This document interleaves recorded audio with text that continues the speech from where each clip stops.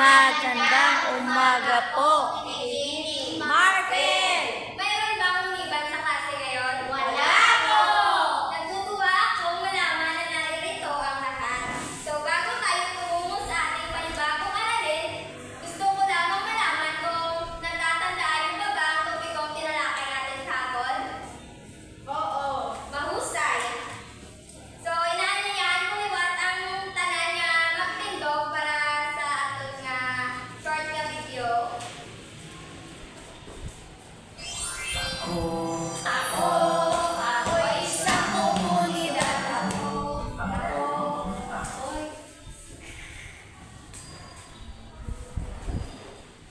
So ngayon, meron akong pasasagutan sa inyo.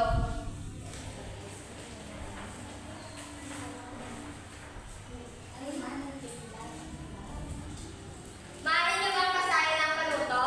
Hanapin o tukuyin ang mga nawawalang letra sa word puzzle para mabuo ang mga salita sa pamamagitan ng pagsagot sa mga mathematical problem. Piliin ang titik sa loob ng kahon. Sino ang makakasagot ng unang ano? Ako po. Marwela?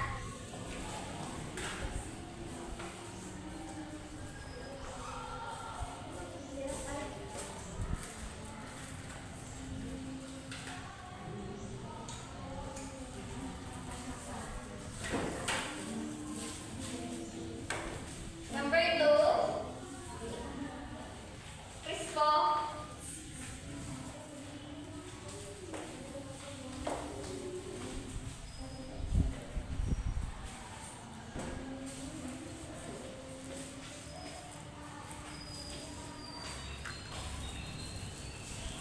Number 3, Imamay.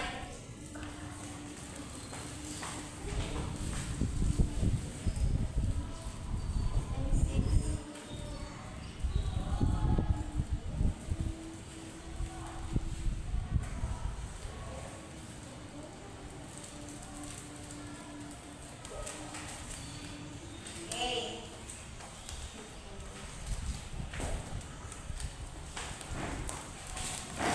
Batay sa aktibidad na inyong ginawa, ano ang mga salitang inyong nabuo? Sibilisado, batas, hukom. Okay.